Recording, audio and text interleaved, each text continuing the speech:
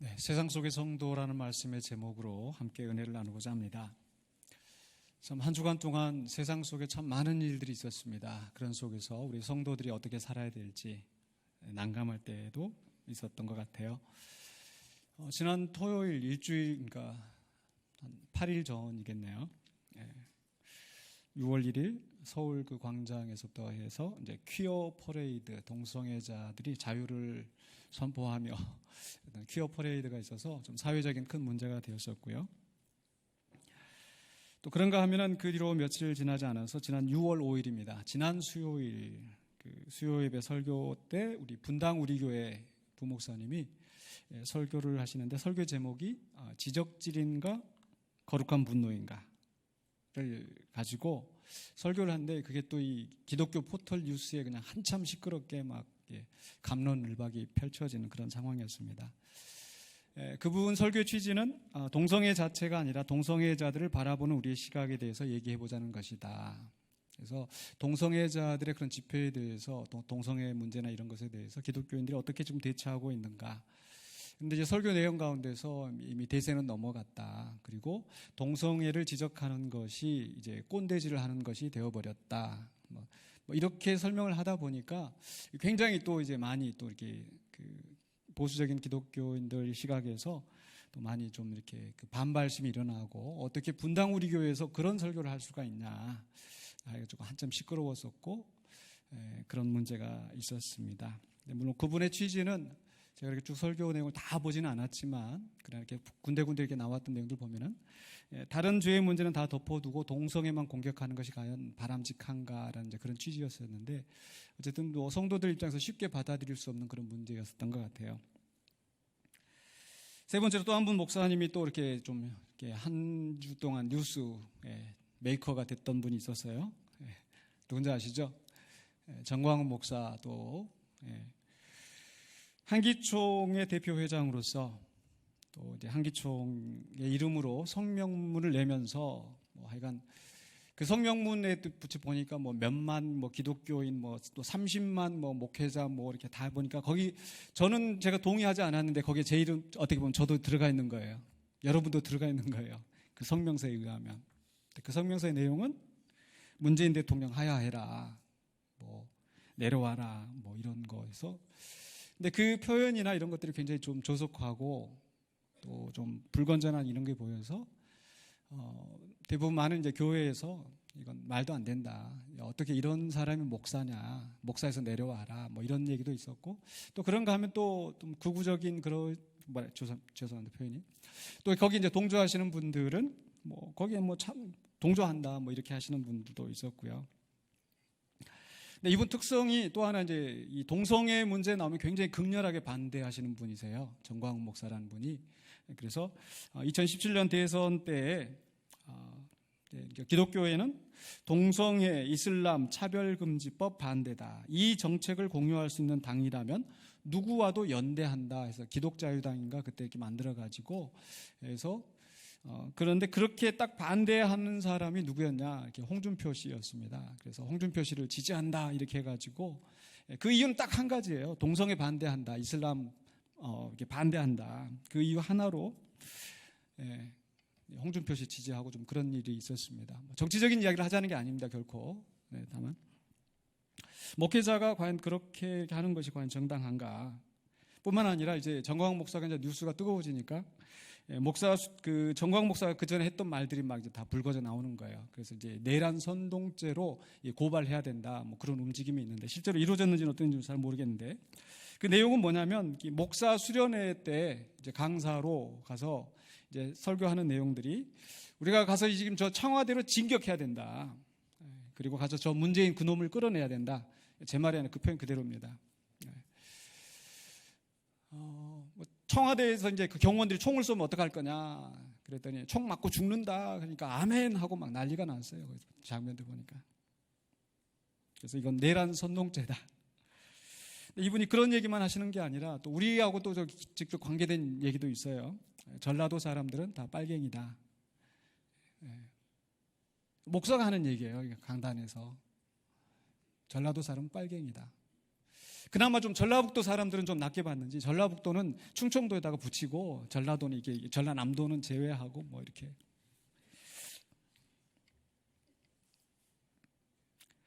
강단에서 목사들이 하나님의 말씀을 선포한다고 하지만 이런 말도 하고 저런 말도 하고 그게 과연 설교인지 아니면 썰교인지 구분이 안 되는 말들을 많이 합니다.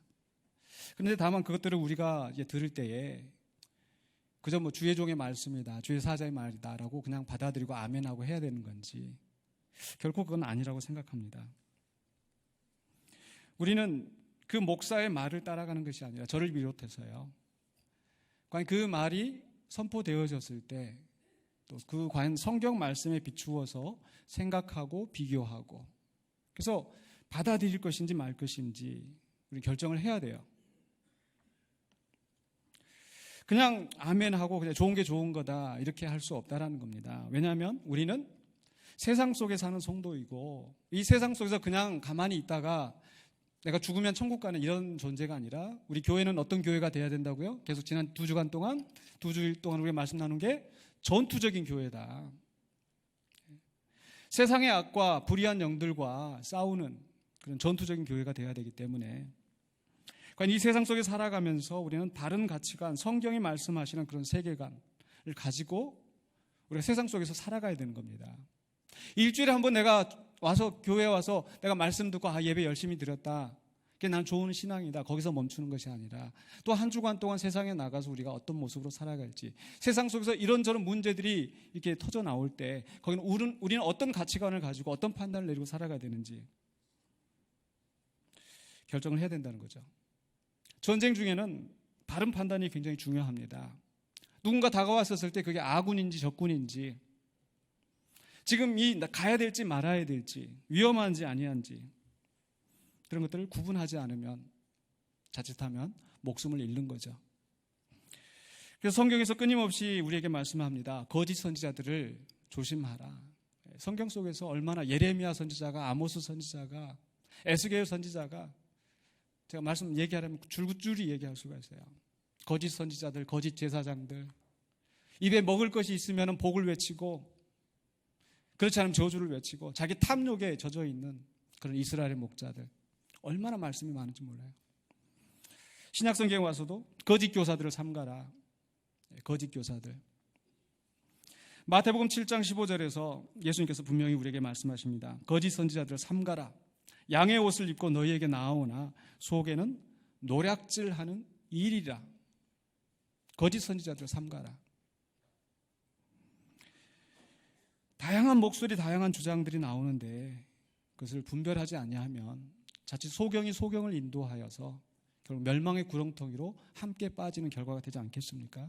그렇기 때문에 여러분 성도들이 그냥 강단에서 외쳐지는 말씀이라고 해서 그냥 듣는 것이 아니라 그것을 분별하고 판단할 수 있는 능력이 있으셔야 돼요. 그게 우리가 말씀을 공부하고 묵상하고 그저 그냥 주는 말씀 받아먹고 은혜 받았다 거기서 멈추는 것이 아니라 정말 말씀이 그러한가 연구하고 배우고 그렇게 하지 않으면 자칫하면은 이 사망의 길로 함께 끌려갈 수가 있다라는 거죠. 그래서 오늘 본문 말씀 속에서 우리가 세상 속에 사는 성도로서 어떻게 살아야 될지 함께 말씀을 함께 깊이 생각해 보고자 합니다. 오늘 봉독한 본문 말씀 바로 앞에 1절로부터 49절에서는 바로 애굽에서 나와서 요단 동편에 이르기까지 40년의 여정을 우리에게 보여주고 있습니다. 계속 지명들만 나오기 때문에 우리가 알지 못하는 지명들 읽으면 별로 사실 재미는 없어요.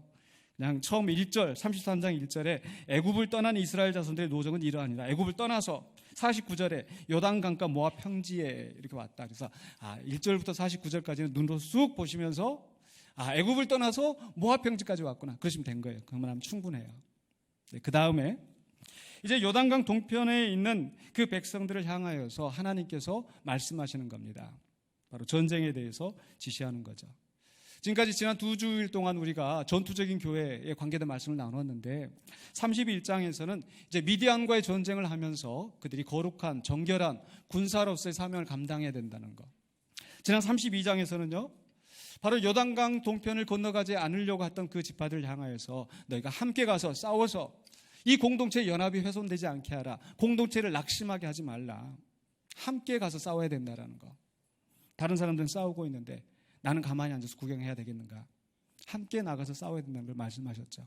그리고 오늘 33장에 와서는 이제 이들이 함께 가서 그 땅에서 어떻게 싸워야 될 것인가를 교훈하고 있어요. 어떻게 싸워야 됩니까? 오늘 본문의 말씀 한마디로 요약하면요, 전 첫 번째로 바로 가나안을 정복하라 라는 말씀으로 요약할 수 있겠어요. 가나안을 정복하라. 너희가 요단강을 건너, 33장 51절에 이렇게 시작하고 있죠. 너희가 요단강을 건너 가나안 땅에 들어가거든. 이제 가나안 땅에 들어가서 어떻게 해요? 그 땅의 원주민을 너희 앞에서 다 몰아내고 그 새긴 석상과 부어 만든 우상을 다 깨뜨리며 산당을 헐고 그 땅을 점령하여 거기 거주하라. 세 가지로 요약되어 있습니다. 하나는 원주민들 다 쫓아내라. 살고 있는 원주민을 축출하고, 또 우상들 다 깨부수고 타파하고, 그 다음에 거기에 점령하여 거주하라. 점거하라. 근데 만약 오늘 이 시대에 이런 일들이 만약에 일어난다면 어떻게 되겠습니까? 이 시대에 이런 일이 일어나면 그건 침략전쟁이 되는 거고 아주 국제적인 지탄을 받게 될 겁니다. 그런데 왜 하나님께서는 이런 명령을 하셨을까? 가나안을 가서 그 원주민들 다 쫓아내고 다 그들의 문화, 그들의 우상 다 제거하고 거기 가서 살라. 근데 게다가 이제 55절로 56절에서는요, 만약에 그 정복의 사명을 완수하지 않으면 어떻게 되는지.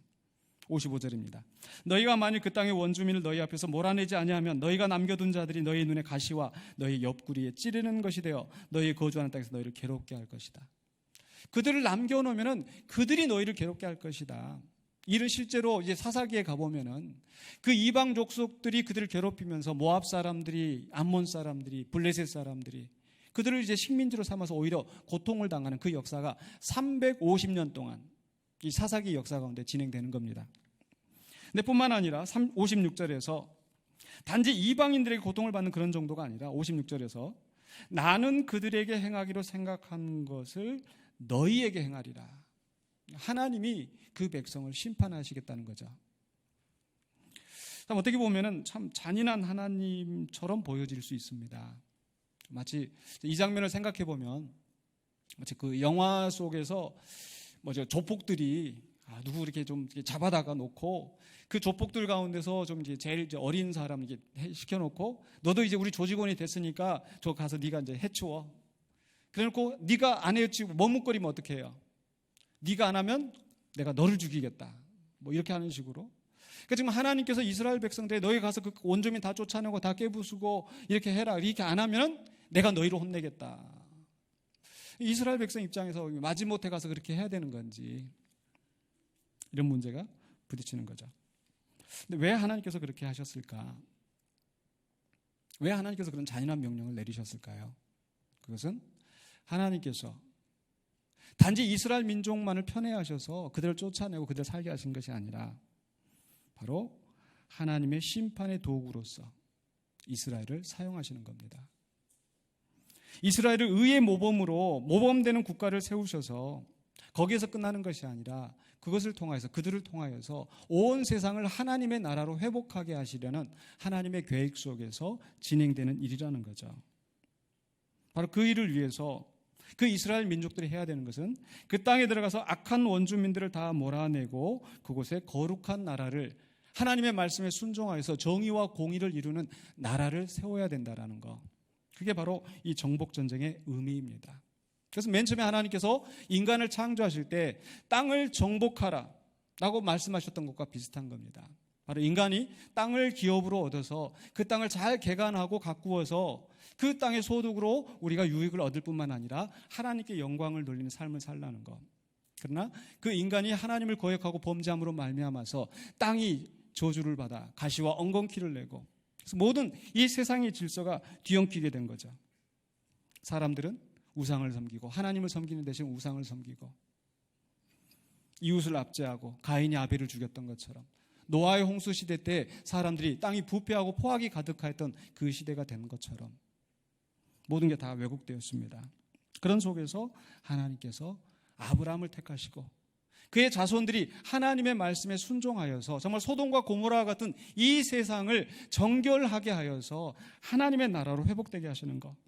근데 그들만 복 받는 게 아니라고 그랬었죠. 하나님께서 아브라함 부르실 때 창세기 12장 3절에서 너는 복이 될지라 천하 만민이 너로 말미암아 내 자손으로 말미암아 복을 얻게 될 것이라. 이게 하나님께서 이스라엘 백성을 아브라함을 택하신 이유라는 거죠. 그렇기 때문에 지금 이 이스라엘 백성들이 그 원주민을 쫓아내는 것은 그냥 자기들의 삶의 터전을 위해서 남의 삶의 터전을 빼앗는 것이 아니라 하나님의 엄중한 심판의 또는 정화의 과정이었다는 거죠. 그래서 하나님께서 창세기 15장 16절에서 아브라함에게 그 땅을 주시겠다고 약속하실 때 이런 말씀도 덧붙이십니다. 내 자손은 4대 만에 이 땅으로 돌아오니니 이는 아모리 족속의 죄악이 아직 가득 차지 아니함이니라. 그러니까 지금 이 말은 이스라엘 지금 아브라함 때는 아모리 족속의 죄가 그렇게 심하지 않았는데 그러나 이제 4대 만에 성경의 역사를 이렇게 살펴보면 400년 후에 이스라엘 백성들이 애굽에서 나와서 그 가나안 땅에 들어가 바로 이 시점에는 그들의 죄악이 가득 차서 하나님의 심판이 불가피했다라는 거죠. 왜 그렇습니까? 그 가나안 족속들이 어떻게 살았습니까? 성경에 나오는 증거를 보면요, 우상 숭배하고 또 이 우상 숭배하면서 자기 자식을 또 사람을 인신 번제로 드리면서 불에 태우면서 그렇게 살아가고 또 모든 폭압과 착취, 살인, 강간 이런 것들로 가득 차 있는 그런 도시였단 말이죠. 그렇기 때문에 그걸 그대로 두는 것이 바람직하지 않다라는 겁니다. 여러분, 그대로 두는 것이 그냥 그 사람들이 그렇게 살고 있으니까 그대로 두는 것이 정의일까요? 어떻게 해야 되겠어요? 여러분, 우리 입장에서 한번 생각을 해본다면, 여러분, 자, 우리 이웃집에 막 큰 소리가 나요. 가만히서 들어보니까 막 남편이 막 아내를 때리고 또 아이들을 막 때리고 막 그렇게 학대하고 있어요. 다음날 보니까 막 얼굴이 막 만신창이가 되어 있고, 만약 이런 모습을 우리가 본다면 어떻게 해야 됩니까? 뭐 남의 집 일이니까 그냥 내버려 두는 것이 바람직할까요? 어떻게 해야 됩니까? 어떻게 하시겠습니까? 네? 신고해야 되죠. 신고해서 경찰이 와서 조치를 취하게 하는 것이 바로 정의인 겁니다. 그러니까 하나님께서 지금 이스라엘 백성들을 그 땅에 들어가서 그게 하시는 일은 바로 이 불의한 모든 죄악들을 다 제거하고 바른 나라를 세워가시려는 하나님의 계획이라는 거죠. 이 죄악된 땅을 심판하고 정화해서 하나님의 나라를 회복하게 하시려는 것. 이게 하나님의 계획입니다. 자, 그렇다면 이 말씀이, 본문에서 주시는 이 말씀이 가서 원주민들을 쫓아내고 우상들을 다 파괴하고 또 그곳에 점령하여 살려고 하신 이 말씀, 그것을 오늘 이 시대에, 우리 신약 시대에 우리들이 어떻게 적용해야 되는지, 예수 그리스도가 오신 후에 우리는 이 말씀을 어떻게 받아들여야 할지 그걸 생각해야 되겠죠. 그래서 우리가 그 다음에 생각해야 될 문제는 우리가 정복할 땅은 어디인가? 지금 하나님께서는 이스라엘 백성들에게 가나안 땅에 들어가거든 그 원주민을 다 몰아내고 이렇게 말씀하셨는데, 그렇다면 우리가 가야 할 약속의 땅은 어디겠습니까? 나 가나안 복지 귀한 성에 들어가려고 내 중한 죄짐을 벗어버렸네. 우리 찬송가 있는 것처럼. 그럼 우리가 들어가야 되는 가나안 복지는 어디겠어요? 어딜까요? 우리 다 살림 팔고 가서 이제 예루살렘으로, 이스라엘로 다 이사 가야 될까요? 그건 아니겠어요. 우리가 정복해야 될 땅은 어디인가? 그 말을 바꿔서 얘기하면은 하나님께서 이스라엘 백성들을 보내셨던, 내가 너에게 지시할 땅으로 가라고 했던 것처럼 바로 우리가 가야 할, 하나님 우리를 보내시는 사명의 자리는 어디인가? 어디겠습니까? 바로 하나님의 나라가 세워져야 되는 그곳. 성경을 한번 살펴보실까요? 이사야서 55장 3절로 4절에서 하나님께서 이 메시아에 대해서 예언을 하시면서 이런 약속의 말씀을 하세요. 내가 너희를 위하여 영원한 언약을 맺으리니 곧 다윗에게 허락한 확실한 은혜니라. 다윗에게 허락한 확실한 은혜라는 것은 이제 다윗과 세웠던 언약, 내 후손이 너를 위해서 왕이 되고 그의 왕위를 내가 빼앗지 않을 것이다. 그러니까 다윗의 후손이 영원히 이 나라를 다스릴 것이다 라고 하신 그 약속의 말씀인데요. 그런데 그 다음에 덧붙이는 말씀이, 보라 내가 그를 만민에게 증인으로 세웠고 만민의 인도자와 명령자로 삼았나니. 그러니까 지금 이제 새로운 다윗 자손 가운데서 나오는 왕은 이제 어때요? 그 이스라엘만 다스리는 것이 아니라 그 통치의 영역이 어디까지 뻗쳐나갑니까? 바로 만민의 인도자, 만민의 명령자로 삼았다라는 거죠. 근데 하나님께서 그를 만민을 통솔하는, 통치하는 통치자로 삼으신 이유가 무엇입니까? 이사야서 49장 6절에 그가 이르시되 내가 나의 종이 되어 야곱의 지파들을 일으키며 이스라엘 중에 보존된 자를 돌아오게 하는 것은 매우 쉬운 일이다. 그러니까 이스라엘만 회복하는 것은 매우 쉬운 일이다. 그럼 하나님의 계획은 뭐예요? 그 다음에 내가 또 너를 이방의 빛으로 삼아 나의 구원을 베풀어서 땅끝까지 이르게 하리라.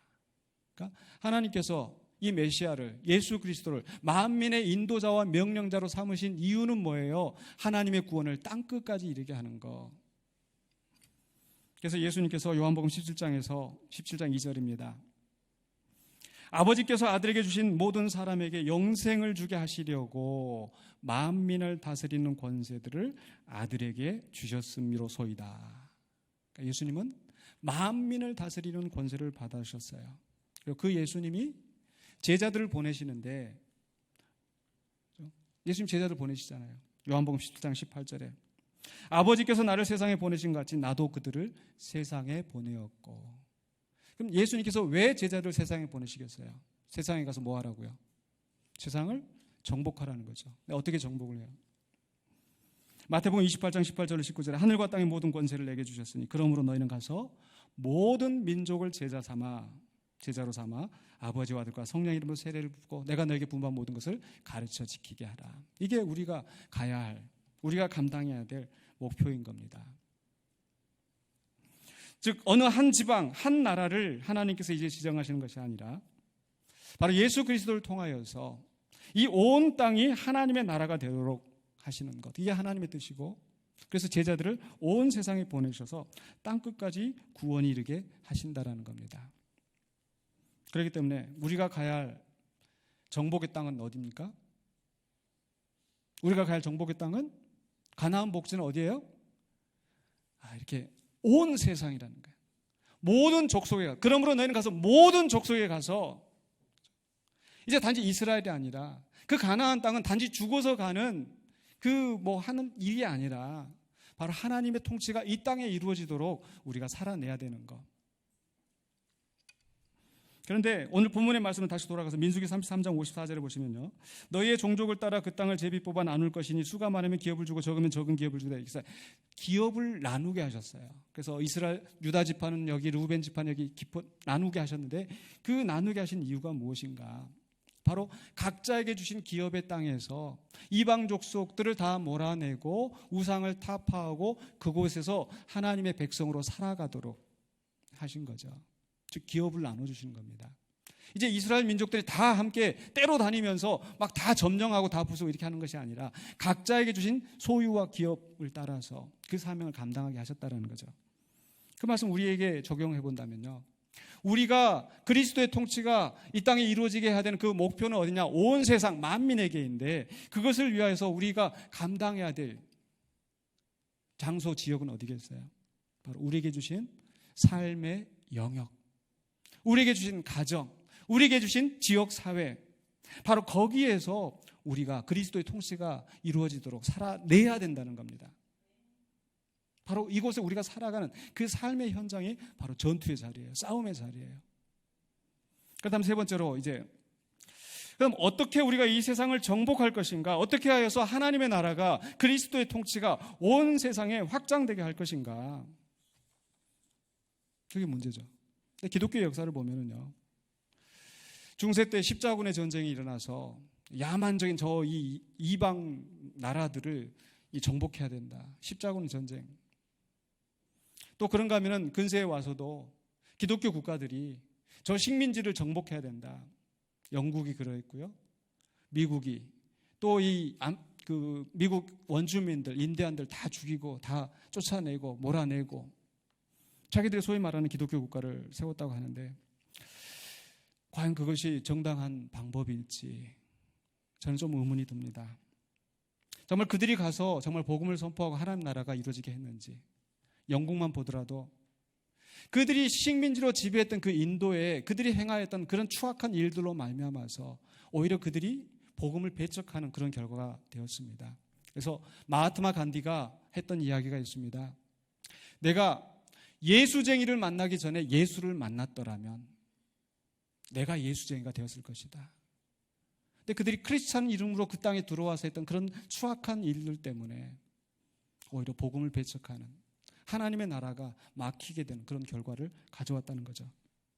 근데 오늘날에도 어쩌면은 그런 유사한 일들이 일어나고 있는 건 아닌지, 어떤 가끔 기독교 뉴스에 나오는 기독교인들이 가서 사찰에 들어가서 땅 밟기 기도를 하고 거기서 찬송을 하고 집회를 하고 가서 불상에다가 라카치를 하고 그 그릇에다가 오줌 싸놓고, 실제로 기독교인들이 가서 했던 일들이에요. 또 심지어는 우리 북한과 대치되어 있는 상황에서 기독교인들이 우리 북한 뭐 이렇게 빨갱이 뭐 이렇게 하면서 오히려 어떻게 보면 전쟁이나 침략을 부추기는 이런 발언들. 그 장경동 목사라는 분도 그 마을 또 구설수에 올라가지고 좀 시끄러운 적이 있었는데, 우리 북한은 2천만 명이고 남한은 5천만 명이니까 북한이 쳐들어오면은 2천만 명이 한 사람씩 이게 다 죽이자, 희생하자. 그러면은 나머지 3천만 명 가지고 다시 이제 이렇게 얘기 낳고 살면 된다. 뭐 이런 식으로 막 설교 강단에서 해서, 또 곳곳에 다니면서 불교를 비하하는 그런 발언들, 그것이 또 구설수에 오르고, 과연 이게 주님께서 원하시는 그런 방법이었을지, 과연 성경은 우리에게 무엇을 원하실까요? 예수님이 우리에게 원하시는 것은 무엇일까요? 우리 누가복음 9장 1절로 2절을 한번 보시면요, 예수님이 제자들을 보내시는 목적이 무엇인가? 예수께서 12제자를 불러 모으사 모든 귀신을 제어하며 병을 고치는 능력과 권위를 주시고, 하늘과 땅의 모든 권세를 받으신 그분이 제자들에게 그 권위를 나누어 주시면서 하셨던 것은 가서 세상을 정복하고 가서 너희 그리스도의 나라를 만들, 이게 아니라 하나님의 나라를 전파하며 앓는 자를 고치게 하려고 내보내시며, 하나님의 나라를 전파하고 앓는 자를 고치게 하려고.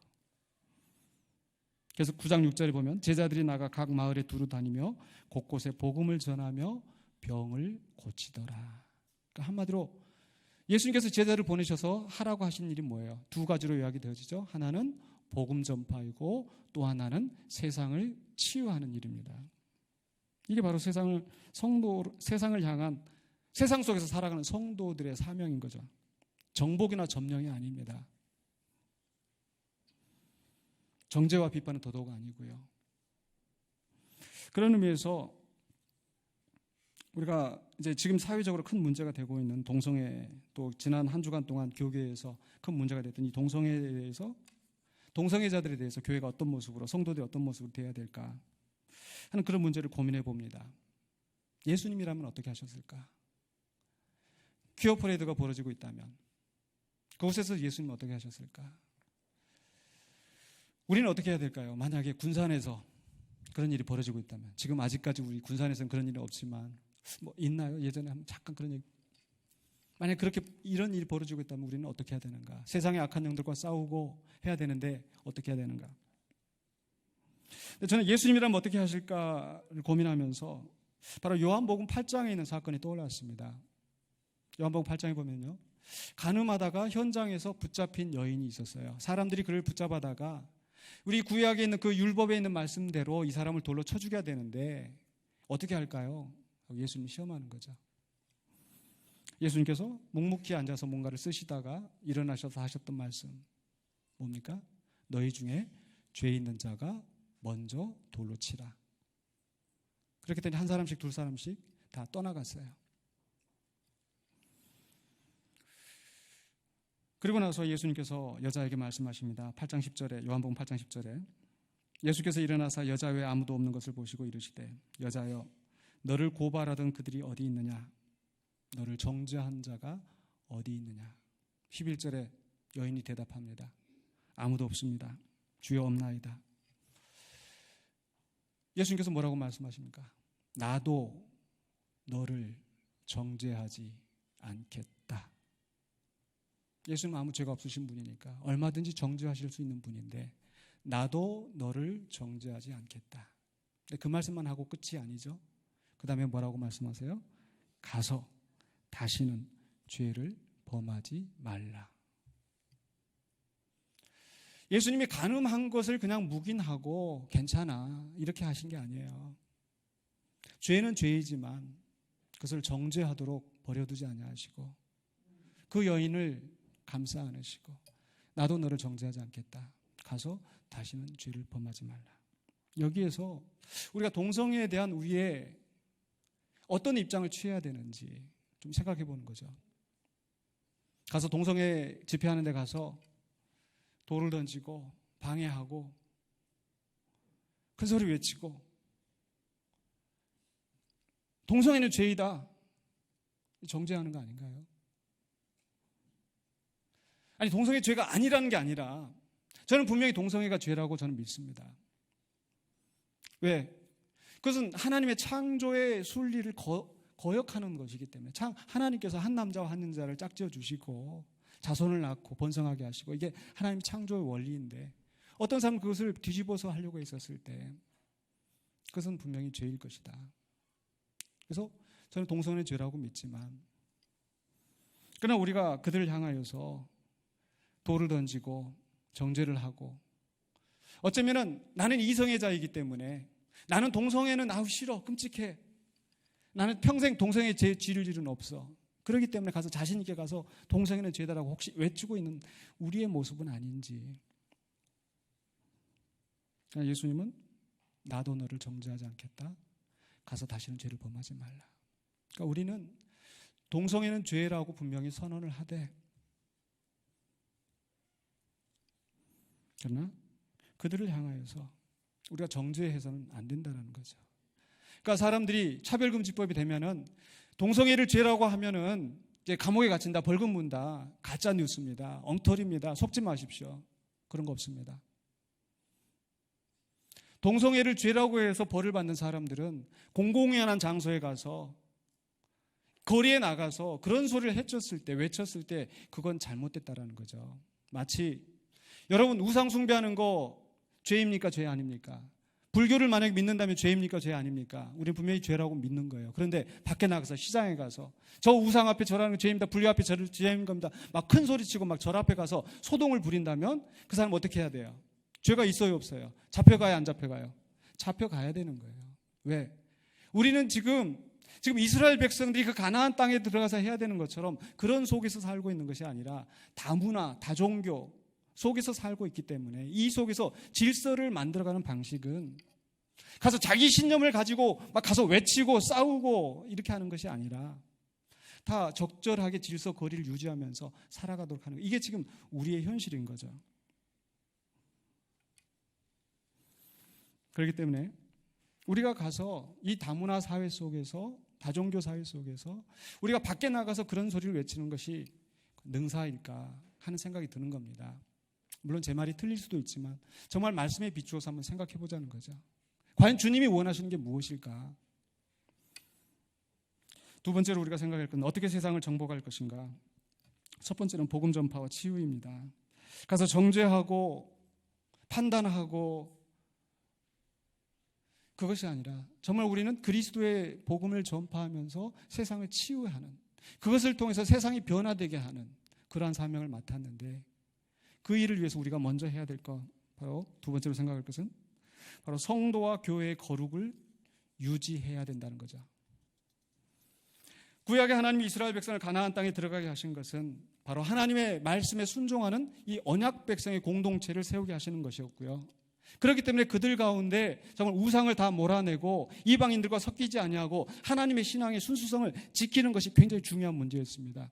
그렇기 때문에 남색하는 자, 우상 숭배하는 자, 하나님의 율법을 어기는 자 다 돌로 쳐 죽이게 하셨고요. 오늘날은 어떻게 해야 될까요? 예수님은 이 세상에 그리스도의 복음이 선포되게 하기 위해서 그 공동체를 세우셨는데 그 공동체가 바로 교회인 거죠. 그렇기 때문에 오늘 바로 이 민수기 33장에 있는 이 말씀, 원주민들을 다 몰아내고 우상을 다 깨뜨리고 거기에 점령하여 거주하라고 하신 이 말씀을 오늘 우리가 적용하기 위해서는 그것은 세상을 향해서 외칠 것이 아니라 바로 교회 안에서 이루어져야 될 문제라는 겁니다.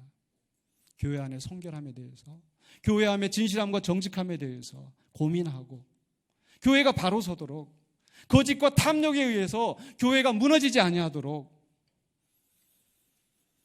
그게 예수님이 하셨던 일 아닌가요? 예수님이 우리 복음서에서 어디에 예수님이 죄인들 찾아다니면서 세리와 창기들 쫓아가서 너희들 죄 짓은 거야, 돌아서 이런 말씀 하신 적이 없어요. 오늘 오후에 말씀 나누겠습니다만 예수님은 세리와 창기들과 함께 식사를 하시고 그들과 함께 하면서, 근데 예수님이 거룩한 분노를 내신 적이 있어요. 상을 다 뒤엎으시고 다 쫓아내시고 채찍을 들어서 분노하셨던 적이 어디에서요? 성전에서. 성전에 가서 하나님을 섬긴다고 하면서, 겉으로는 하나님을 섬긴다고 하지만 속에 거짓과 탐욕으로 가득 차 있던 그들을 향하여서 오히려 그것 때문에 만민이 기도하는 집이라고 하는 하나님의 계획을 무너뜨리는 그 종교 지도자들을 향해서 예수님 상을 엎으셨어요. 어쩌면은 그 분당 우리 교회 목사가 설교했던 내용도 가만 앞뒤 문맥을 살펴보면 지적질인가 거룩한 분노인가, 과연 오늘날 성도들이 세상을 향해서 이렇게 지적질하는 것이 바람직한가, 아니면 정말 거룩한 분노를 가지고 우리가 교회 안에서 벌어지는 성도들 가운데 있는 우리의 죄악과 씨름하는 것이 옳은가, 이 문제를 지적했던 것으로 저는 이해가 되었습니다. 이 말씀은 사도 바울이 우리에게 교훈했던 것과 같은 맥락이라고 보여져요. 고린도 교회에 보낸 편지 가운데서 고린도 교회는요, 음행이 가득한 교회였습니다. 그래서 고린도 사람들처럼 행동한다, 그 말은 남색하고 음란하고 또 이 탐욕 가득하고 우상 숭배 많고, 그런데 그 교회 편지를 보낼 때 사도 바울이 이렇게 권면합니다. 고린도전서 5장 9절 10절에서 내가 너에게 쓴 편지에 음행하는 자들을 사귀지 말라 하였거니와, 이 말은 이 세상에 음행하는 자들이나 탐하는 자들이나 속여 빼앗는 자들이나 우상 숭배하는 자들을 도무지 사귀지 말라 하는 것이 아니니, 만일 그리하려면 너희가 세상 밖으로 나가야 할지니라. 그러니까 우리가 살고 있는 세상은 여러 가지 다문화, 다종교, 여러 가지 다양한 철학, 이런 것들이 지금 있는 상황인데, 그거 다 잘라내고 사귀지 말라, 가서 정죄하고 판단하고 원수 삼고, 그렇게 살려면 세상 밖으로 나가야 된다는 거죠. 그럼 그냥 죄에 대해서, 음행에 대해서 그냥 묵인하고 그냥 그럭저럭 살라는 얘기인가? 아니죠. 계속해서 11절에 이제 내가 너에게 쓴 것은 만일 어떤 형제라 일컫는 자가, 세상 밖에 대한 이야기가 아니라 형제라 일컫는 자가 음행하거나 탐욕을 부리거나 우상 숭배를 하거나 모욕하거나 술 취하거나 속여 빼앗거든 사귀지도 말고 그런 자와는 함께 먹지도 말라 함이라. 형제라 하는 자가. 그렇기 때문에 우리 교단 안에서, 교회 안에서 우리 동성애는 죄입니다. 우리 동성애는 인정할 수 없습니다. 이걸로 충분하다고 봐요. 그래서 우리 총회 103회 총회에서, 헌법에서 목사의 직무 가운데서 개정된 헌법이 얼마 전에 목사의 직무 가운데서 동성애자와 본교단의 교리에 위배되는 이단에 속한 자가 요청하는 집례를 거부하고 교회에서 추방할 수 있다, 신설된 조항입니다. 즉 동성애자가 와서 목사한테 나 이렇게 결혼을 할 테니까 우리 결혼해 주십시오 하면은 저 그 집례 못합니다 라고 거절할 수 있다는 거죠. 이게 우리의 신앙 고백이고, 얼마든지 우리는 교단 안에서, 교회 안에서 우리의 입장을 분명히 밝힐 수가 있습니다. 물론 다르게 생각하시는 분도 있고요. 그러나 저는 거기에 동의하지 않습니다. 분명히 저는 동성애는 죄라고 믿고 있는 보수적인 신학을 가지고 있는 목사입니다. 그러나 우리가 세상을 향하여서 지적질할 때는 정말 조심해야 된다는 거죠. 그래서 고린도전서 5장 10절 13절 계속해서 바울이 이야기하는 것은 밖에 있는 사람들을 판단하는 것이야 내게 무슨 상관이 있으려마는 교회 안에 있는 사람들이야 너희가 판단하지 아니하랴.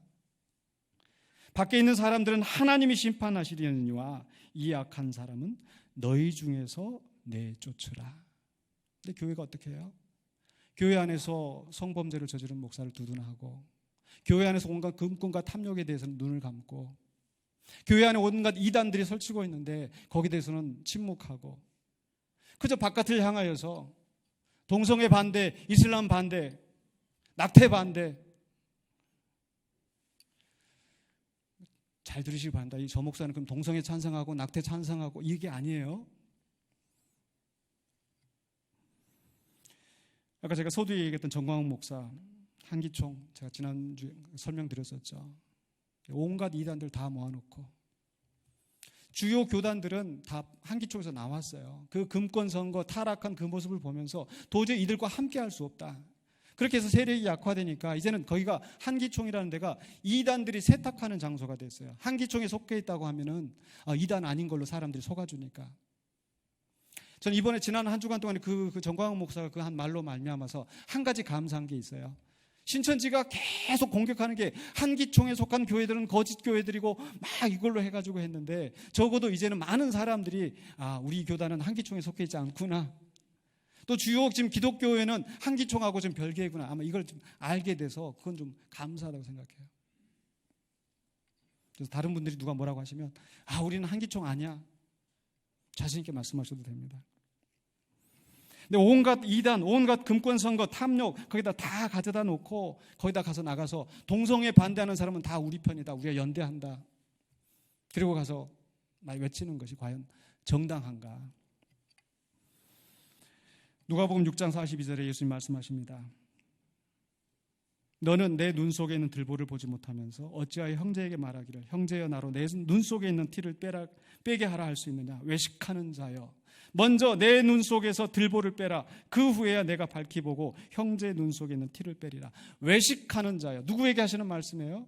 죄인과 세리들을 향하여서 말씀하시는 게 아니라 바리새인들과 율법사들을 향하여서, 제사장과 서기관들을 향하여서, 그 당시에 종교를 주도하면서 그 교회를, 종교 그 공동체를 외식하는 집단으로 만들어버리는 거짓 선지자, 거짓 교사들 향하여서 외식하는 자요.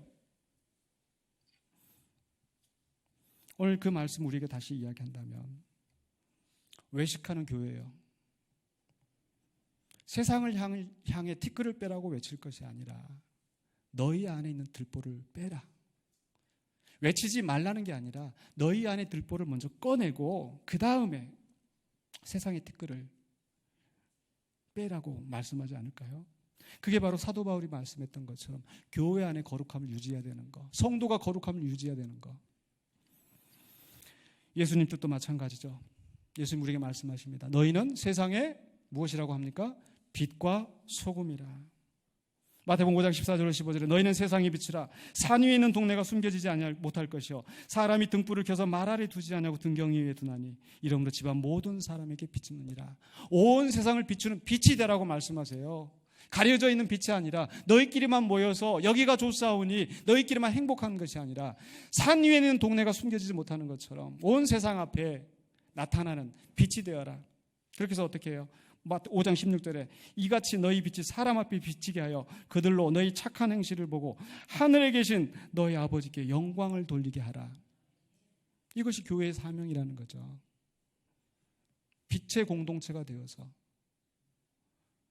이 세상에 착한 빛을 비추고 그것으로 말미암아 사람들이 감동 감화 받아서 하나님께 영광을 돌리고 그 공동체 안에 들어오게 하는 것. 그게 세상을 정복하는 방식입니다. 그 앞에 예수님 하시는 말씀 마태복음 5장 13절에 너희는 세상의 소금이니 소금이 만일 그 맛을 잃으면 무엇으로 짜게 하리요? 후에는 아무 쓸데없어 다만 밖에 버려져 사람에게 밟힐 뿐이니라. 이게 세상의 소금이라고 말씀하시는 거. 그 맛을 잃지 말라는 거죠. 그 맛이란 게 뭐겠습니까? 하나님의 말씀을 받아들이고 거룩함과 성결하며 살아가는 그 제자의 맛. 그것을 만약에 잃어버린다면 오히려 세상에서도 버림받고 짓밟히게 될 거라는 거죠. 오늘날 교회가 짓밟히고 있습니다. 기독교라고 조롱을 받고 있습니다. 왜 그렇습니까? 예전처럼 핍박이나 환난이 아니라 맛을 잃은 소금처럼 거룩함을 잃어버리고 부패와 탐욕 속에 쩔어있는 교회들이 많아졌고 사회면 뉴스를 장식하고 이런 속에서 교회가 짓밟히고 있는 게 아닙니까? 그런 교회들은 세상에서 아무 유익을 끼칠 수 없는 그런 교회로 전락했다는 거죠. 이제 말씀을 마무리하겠습니다. 우리는 세상으로 나가는 사명을 가지고 있는 교회입니다. 전투적인 교회예요. 온 세상에 하나님의 나라 그리스도의 통치가 이루어지도록 아직 그리스도를 알지 못하고 그리스도를 주로 영접하지 않은 사람들 향하여서 그들을 구원하도록 보내심을 받은 존재라는 거죠. 그 속에서 우리는 어떻게 바로 이 사명을 감당합니까? 복음 전파와 치유, 그리고 거룩함을 회복하고 거룩한 공동체로서 살아갈 때 우리가 이 사명을 감당할 수 있다는 거죠. 더러운 걸레로 청소하는 사람은 없습니다. 먼저 걸레를 빨고 더러운 것을 청소하는 것처럼 우리 자신들을 정결케 하고 하나님 말씀에 바로 서서 이 땅에 나가서 그리스도의 빛과 소금으로서 살아가는 저와 여러분이 되시기를 주의 이름으로 간절히 축원합니다. 기도하겠습니다. 거룩하신 아버지 하나님, 은혜를 감사합니다. 오늘 민수기를 통하여서 주시는 하나님의 말씀을 다시 한번 생각하며 오늘 예수님께서 우리에게 원하시는 그 뜻이 무엇인지, 말씀이 우리에게 비춰주는 길이 무엇인지를 다시 한번 생각해 봅니다. 부족한 중에 잘못 증거한 거 있거든 하나님 제거하여 주시고 주의 말씀만이 우리 성도들의 심령 속에 살아 움직여서 정말 옥토밭과 같은 밭이 되어서 30배, 60배, 100배 결실을 맺게 하여 주시옵소서. 그래야 우리가 말씀대로 성장하는 교회가 되어서 또 이 세상을 변화하고 치유하는 그런 교회로서의 사명을 잘 감당하는 우리가 되게 하여 주시옵소서. 예수 그리스도 이름으로 기도하옵나이다. 아멘.